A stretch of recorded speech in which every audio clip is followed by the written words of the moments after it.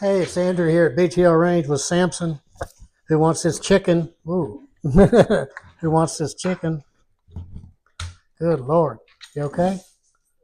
All right. 80 pounds worth of husky right there, folks. But he makes coming to work fun. Anyway, today here on the table we have a little rifle uh, that most people are going to be familiar with. This is an M1 Carbine. And there have been many different variations of the M1 Carbine over the years. This is an IBM, or most of it is IBM anyway. And a little of the history of the carbine. Now, the M1 Carbine, there's tons of video out there. There was even a movie called Carbine Williams. I think Jimmy Stewart was in it. So it's well documented, well researched. The history of the M1 Carbine is really well known, and I'm not trying to cover uncharted territory by any stretch of the imagination, but roughly 1938, the military decided they wanted a light 5 pounds type rifle with an effective range of 300 yards because the Germans were doing things like gliders and stuff like that. So they wanted something lighter and more easier to maneuver for folks that weren't carrying the full size '03 Springfields and things of that nature, or M1 Garands. So a man by the name of David Marshall Williams, or Carbine Williams, actually designed the gas system that's used in this rifle. It ended up being used in this rifle while he was in prison in, I think it was either North or South Carolina, one of the two. But it was a minimum security, like a prison farm kind of thing. He developed the system for that. And Winchester at the time was working on a variant of a full-size semi-automatic battle rifle to compete against what would be the M1 Garand rifle. And they decided to hire Williams to help them design that, right? So if you can imagine, they said, hey, man, when you get done with the whole prison thing, you can come to work with us at this gun company. Would that happen today? I don't think so, but 1938 was a different time, 1940. So along about 1940, and there were some trials and tribulations along the way, but they were really trying to do this M2 battle rifle.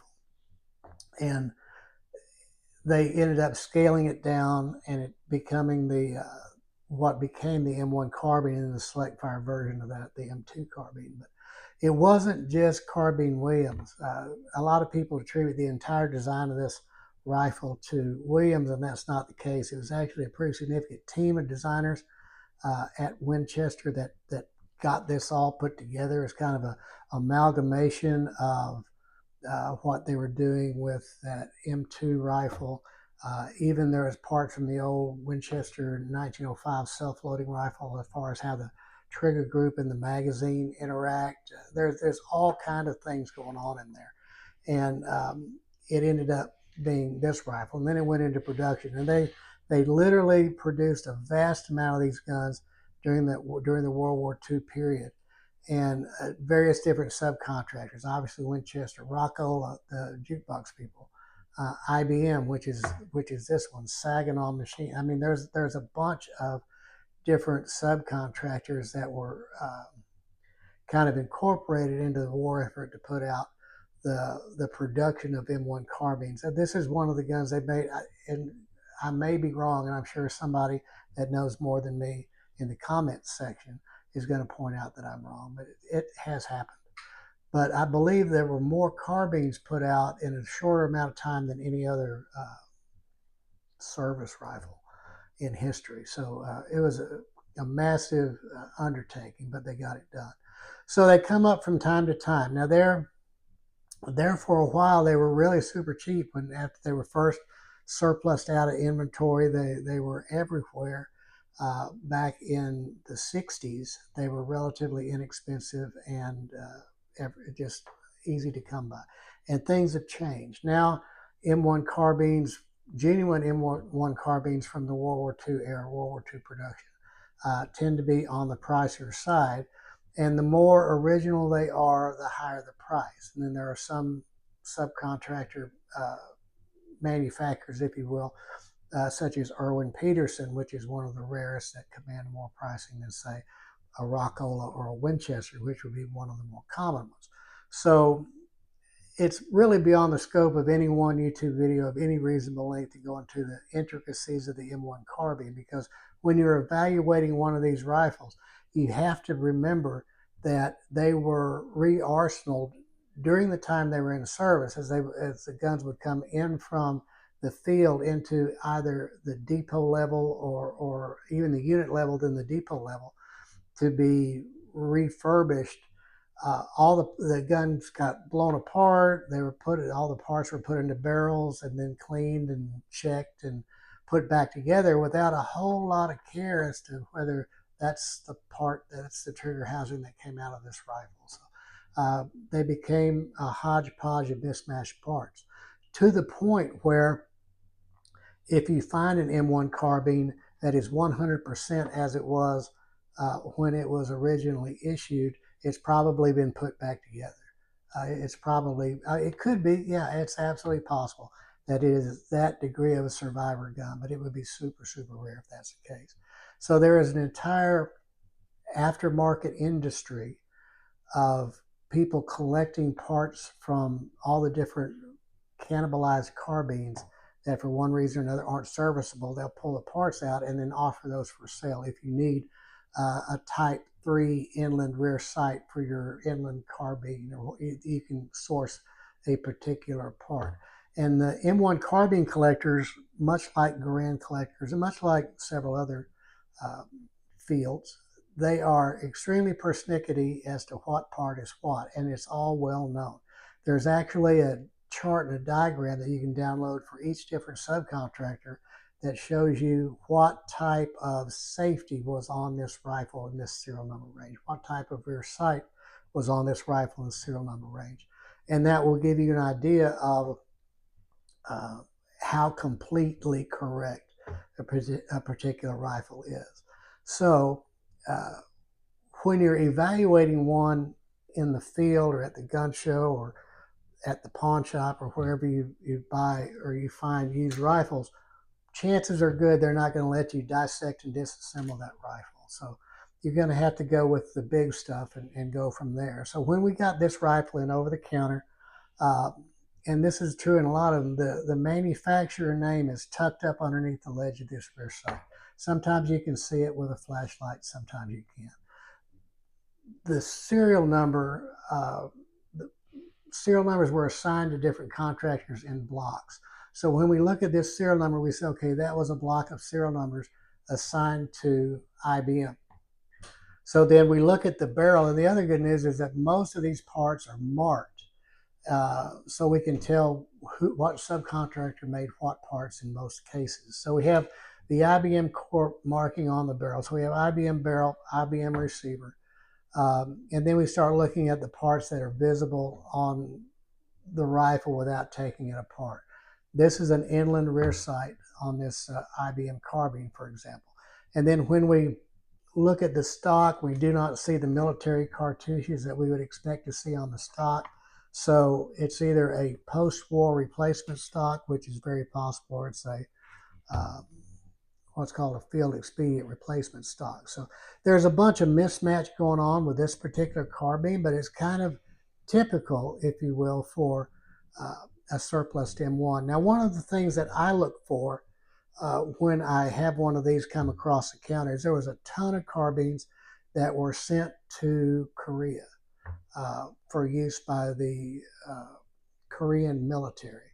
And then after that conflict, sometime later, I think it was in the 80s, a lot of them were re-imported prior to the ban on re-importation of this kind of stuff. So they were re-imported, and as was required by law, or would still be required by law today, that importer marking had to be engraved on the rifles. And most of the time, you're going to find them up here on the side of the barrel. And typically, one of the most common ones would be Blue Sky Ordnance, just exactly how you would spell that, Blue Sky Ordnance. And there were others also, but that's the one you see. To me, you see most often is Blue Sky, and a lot of those rifles are mismatched. They've been mismatched at least once as they've been re-arsenaled through, and they're pretty much beater guns. And you just mark those accordingly. So if you have an importer marked carbine, they typically bring probably a third to a half less, or a third of the value is removed, up to a half the value has been removed based on overall condition. The rest of the evaluation is going to be on the scarcity of the number produced, and those charts are available online. There are entire websites dedicated to the subcontractors of the M1 Carbine.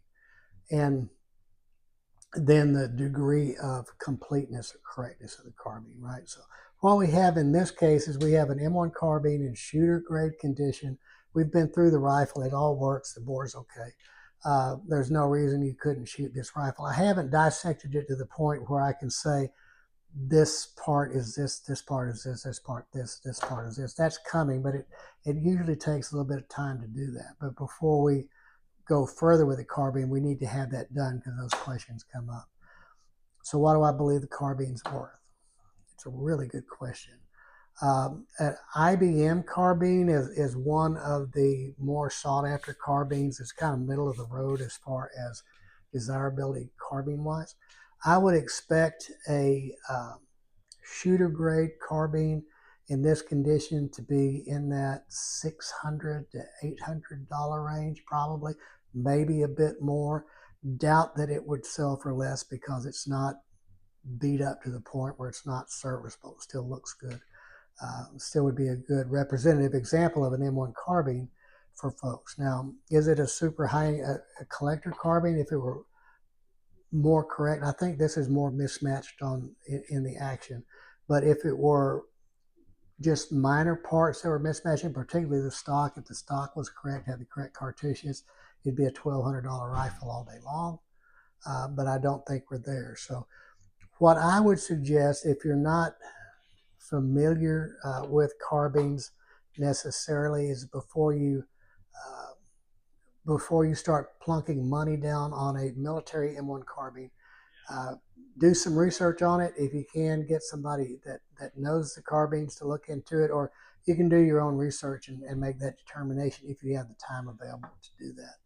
So that said, if you can buy a carbine for a reasonable amount of money, then you're fine. Especially if you're not in the business of reselling, then you don't have to really worry about that part of it all too much. Now, before we wrap up on carbines, let me point out to you that there are commercial carbines also, mainly Iver Johnson and Universal. In the immediate post-war period, there's more stuff today.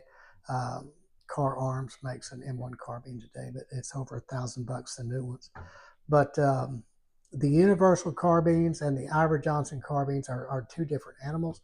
The Universal carbines, they both started using military surplus parts on either cast or sometimes forged receivers, depending on whether you're talking about Universal or Iver Johnson, or plain field machine. Then it became Iver Johnson. But those carbines are collectible in their own right on another level, and when we get one of those examples in, we'll definitely talk about those and some of the serial number placements and things that are different about them, especially Universal carbines and the variants that they went through.